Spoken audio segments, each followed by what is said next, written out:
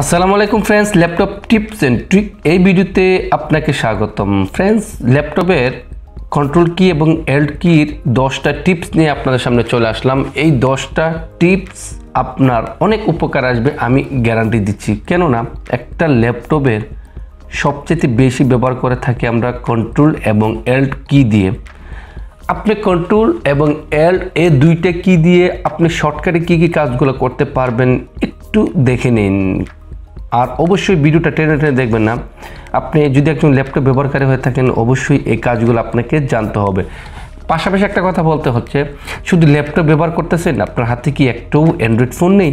Of course আপনি একজন laptop ব্যবহারকারী, আপনার হাতে একটা অ্যান্ড্রয়েড ফোন রয়েছে, তাহলে অবশ্যই আপনি অ্যান্ড্রয়েডের টিপসগুলো দেখবেন ল্যাপটপ টিপসের পাশাপাশি। কথা না বাড়িয়ে ফ্রেন্ডস সোজা চলে যাচ্ছি কিভাবে আপনি আপনার কন্ট্রোল এবং এল্ট কি দিয়ে ল্যাপটপের 10টা টিপস শর্টকাট করতে পারবেন। তাহলে শুরু করা যাক।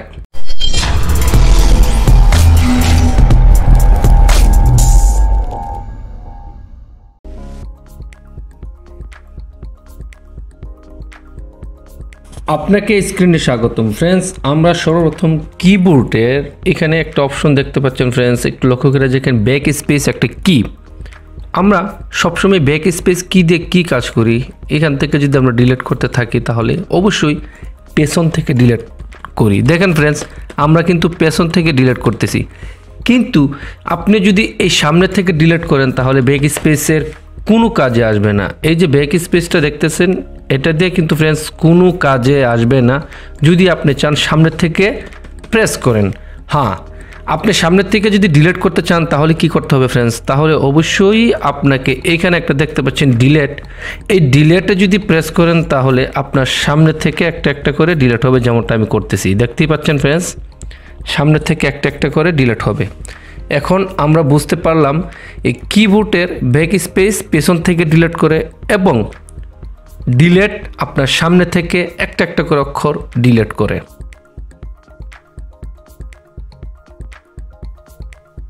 ফ্রেন্ডস, এইখানে দেখতে পাচ্ছেন আপনি সর্বপ্রথম এই যে কন্ট্রোল একটা কি, পাশাপাশি দেখতে পাচ্ছেন এল্ট একটা কি। আমি কিন্তু এই দুইটারই আজকে সব কিছু ট্রিক অ্যান্ড টিপস দেখানোর চেষ্টা করতেছি ফ্রেন্ডস। নাম্বার 1, আজকে আমি কি করব, এই যে দেখতে পাচ্ছেন এখানে অনেকগুলা ফাইল খোলা রয়েছে। দেখেন এখানে ফ্রেন্ডস, যদি দেখতে পান আপনি সবগুলা ফাইল কিন্তু খোলা রয়েছে, কিন্তু আপনি যদি একটা থেকে একটা সুইপ করতে চান তাহলে কি করতে হবে, তাহলে আপনাকে ফ্রেন্ডস যেটা করতে হবে, এখানে জাস্ট সর্বপ্রথমটাকে এল্ট এখানে একটা প্রেস করে তারপরে যে আপনি এই যে টেপে একটা প্রেস করতে হবে, যেমনটা আমি করতেছি ফ্রেন্ডস। দেখেন আমি যদি এখানে প্রেস করে এখানে দেখেন চলে আসলো, এই যে এরকমভাবে চলে আসলো। দেখেন আপনি এখন টেপে দেখেন প্রেস করে আপনি যে কোনো একটাতে আপনি সুইচ করতে পারবেন অনায়াসে। উদাহরণস্বরূপ আমি যদি প্রেস করার সাথে সাথে যদি দেখেন আমি এখানে প্রেস করে পাওয়ার পিনটি নিয়ে তারপরে এই যে এখানে, তারপর আমি এখান থেকে কাজ করতে পারবো, এখানে সোজা চলে আসলো।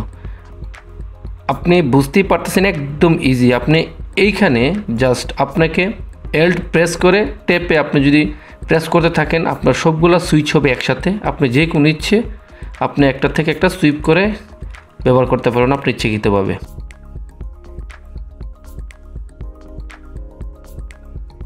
ফ্রেন্ডস, আমরা মাউস দিয়ে কি করব এখন দেখেন, আমরা মাউস দিয়ে সবসময় এরকমভাবে কপি করে থাকি তারপর পেস্ট করে থাকি, কিন্তু আপনি কিবোর্ডের সাহায্য পেস্ট কপি করতে পারেন। সর্বপ্রথম আপনাকে কি করতে হবে, এই যে আমি এইখানে এইগুলাকে হাইলাইট করে ফেললাম, হাইলাইট করার পরে জাস্ট আপনাকে কি করতে হবে, কন্ট্রোলে প্রেস করে সিএ প্রেস করবেন, করলে কি হবে এগুলা সব কপি হয়ে যাবে, যেমনটা আমি প্রেস করতেছি ফ্রেন্ডস।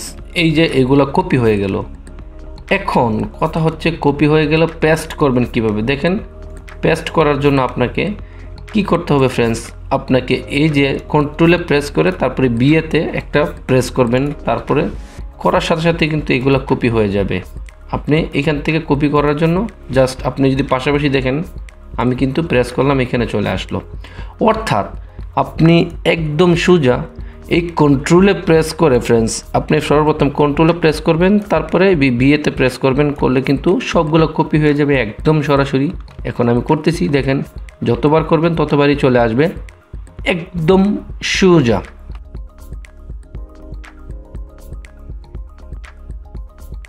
ফ্রেন্ডস, আমরা যদি সবগুলোকে হাইলাইট করতে চাই তাহলে মাউস দিয়ে এরকমভাবে চেপে ধরে উপর থেকে নিচ পর্যন্ত নিলে হাইলাইট হয়ে যায়। কিন্তু আপনি কি জানেন এগুলা শর্টকাট আপনি হাইলাইট করতে পারেন কিভাবে? আপনাকে জাস্ট একটু লক্ষ্য করতে হবে ফ্রেন্ডস। সেটা হলো আপনাকে এই যে একদম প্রথম কন্ট্রোল দেখতে পাচ্ছেন, এখানে আপনাকে একটা প্রেস করতে হবে, যেমনটা আমি করতেছি ফ্রেন্ডস। কন্ট্রোল একটা প্রেস করবেন, করার সাথে সাথে এই এ বাটন একটা প্রেস করবেন। প্রেস করলে কি হবে ফ্রেন্ডস, এখানে সবগুলা কপি হয়ে যাবে, যেমনটা আমি করতেছি ফ্রেন্ডস। দেখেন সবগুলা একই সময়ে কপি হয়ে গেল। আপনাকে মাউস দিয়ে চাপ দিয়ে টেনে হিচড়ে কপি করার জন্য কোনো প্রয়োজন হবে না। জাস্ট আপনি মাউস দিয়ে একইবারে সবগুলাকে হাইলাইট করে তারপর আপনি এখান থেকে কপি করতে পারেন।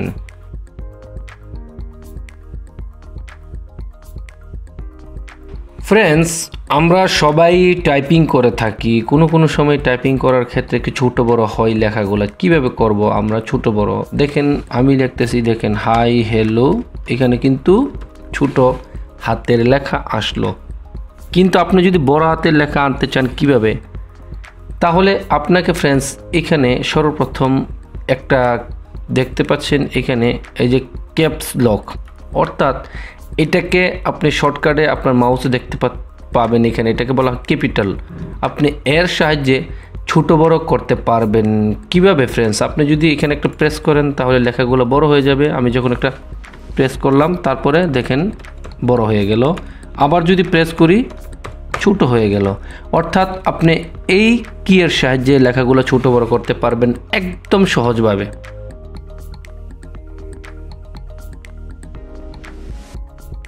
ফ্রেন্ডস, আমরা যে কোনো ফাইল, যে কোনো জিনিস যদি ডিলিট করি, তারপরে মাউসটা নিয়ে ডান পাশে প্রেস করে তারপরে ডিলিট অপশনে গিয়ে কিন্তু ডিলিট করি, দেখতে পাচ্ছেন। তারপরে এটা সরাসরি রিসাইকেল বিনে যাওয়ার পরে এখান থেকে আমরা আবার পুনরায় এইটাকে ফিরে পাই, তাই না ফ্রেন্ড? কিন্তু আপনি যদি এটা ডিলিট করেন একদম চলে যাবে, আর ফিরে পাবেন না। কোথায়, কিভাবে ফ্রেন্ডস? সর্বপ্রথম আপনাকে কী করতে হবে, এটাকে ডিলিট করার জন্য আপনাকে সর্বপ্রথম করতে হবে এখানে এটাকে যদি ডিলিট করেন আর কখনোই ফিরে পাবেন না। কিভাবে? সর্বপ্রথম আপনাকে কি করতে হবে, শিফটে প্রেস করে তারপর আপনি ডিলিটে প্রেস করবেন। কি হবে, এটা একদম ডিলিট হয়ে যাবে, যেমনটা আমি করতেছি। একটু মাউসটা দিয়ে হাইলাইট করলাম, শিফট এবং পিতে প্রেস করলাম, এরকম চলে আসবে। আর এইটা একদম ফরএভার। দেখেন এখানে কি লেখা রয়েছে, যদি একটু লক্ষ্য করে দেখতে পারেন, are you শিউ two want to permanently delete this file, অর্থাৎ এটা পার্মানেন্ট ডিলিট হয়ে যাবে, আপনার ল্যাপটপের কোথাও থাকবে না। দেখেন আমি ডিলিট করলাম, এটা কিন্তু আমার রিসাইকেল বিনে যায়নি, একদম খালি। আপনি এইরকমভাবে এটা রিসাইকেল বিনে একদম যাবে না, পার্মানেন্ট ডিলিট হয়ে যাবে। কি করতে হবে আপনাকে, জাস্ট শিফট এবং প্লাস ডিলিটে একটা প্রেস করতে হবে।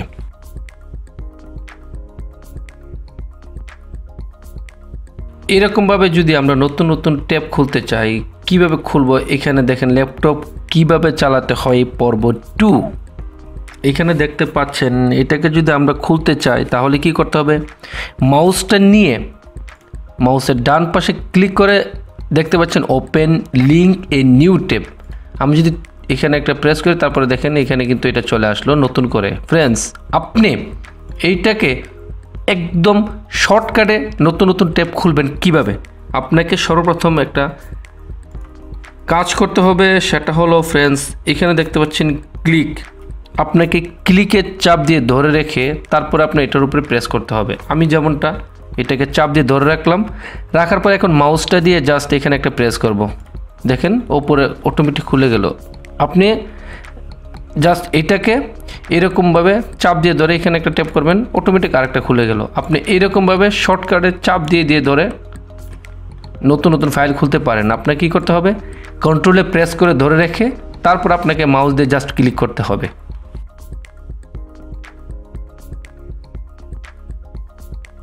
ফ্রেন্ডস, যদি আপনার সিস্টেমে কোনো গড়বড় থাকে, আপনার ল্যাপটপটা আপনি রিস্টার্ট আপনি অফ করতে পারতেছেন না, তাহলে আপনাকে কী করতে হবে, তাহলে আপনাকে ছোট্ট একটা কাজ করতে হবে। প্রথমে কন্ট্রোলে, তারপরে এল্ট, তারপরে এই ডিলিট দেখতে পাচ্ছেন, আপনি ডিলিটে প্রেস করবেন। করলে কি হয় আমি আপনাকে করে দেখাচ্ছি। কন্ট্রোল এল্ট এবং ডিলিটে প্রেস করলাম। প্রেস করার পরে এরকম একটা ইন্টারফেস চলে আসলো। যদি আপনার ল্যাপটপে বা কম্পিউটারে কোনো সমস্যা থাকে তাহলে এরকম আসলে এখানে আপনার লেখা থাকবে রিস্টার্ট, আপনি এখান থেকে রিস্টার্ট করে দেবেন। না হয় আপনি এখান থেকে রিস্টার্ট না করলে টেক্সট ম্যানেজমেন্টের ভিতরে যেতে পারেন, আপনার সমস্যা এখান থেকে সমাধান করতে পারেন একদম সহজভাবে।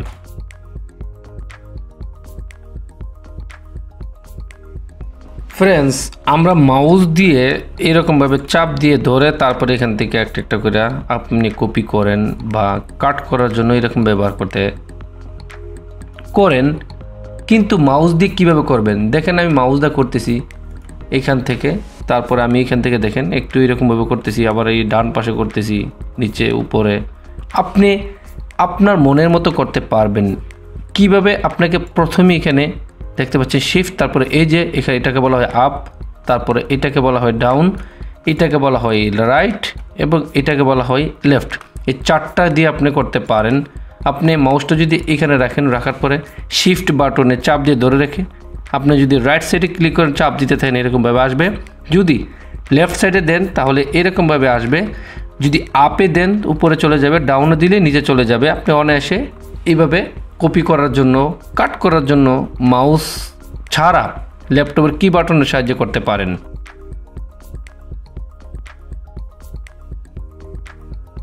ফ্রেন্ডস, আমরা যদি এগুলাকে সেভ করতে চাই তাহলে কি করব? এখানে দেখেন ফাইল অপশনে গিয়ে কিন্তু এখানে দেখতে পাচ্ছেন সেভ, আপনি এখান থেকে সেভ করতে পারেন।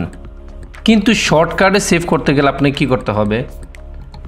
এই যে দেখতে পাচ্ছেন একদম উপরে সেভ, আপনি এখানে যদি প্রেস করেন তাহলে এটা টেম্পোরারি এখানে সেভ হয়ে যাবে। টেম্পোরারি আপনি যদি এটাকে বলা হয় টেম্পোরারি সেভ। ফ্রেন্ডস, এই যে এটাকে টেম্পোরারি সেভ এখানে উপরে। কিন্তু আপনি শর্টকাটে সেভ করার জন্য কি করতে হবে ফ্রেন্ডস?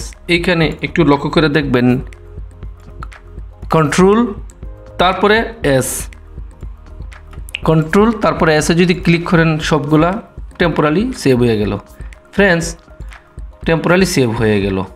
আপনি এরকমভাবে সবগুলোকে টেম্পোরারি সেভ করতে পারেন। কিভাবে? জাস্ট কন্ট্রোল এবং সেভে প্রেস করে এরকম একটা চলে আসবে, এখানে জাস্ট ক্লিক করলে টেম্পোরারি সেভ হবে। ক্লিক না করে কন্ট্রোল প্লাস এসে প্রেস করলে অটোমেটিক সেভ হয়ে যাবে। অসংখ্য ধন্যবাদ সম্পূর্ণ ভিডিওটি দেখার জন্য। এরকম নতুন নতুন ভিডিও নিয়ে আবার চলে আসবো। ততক্ষণ পর্যন্ত ভালো থাকেন, সুস্থ থাকেন। আল্লাহ হাফেজ।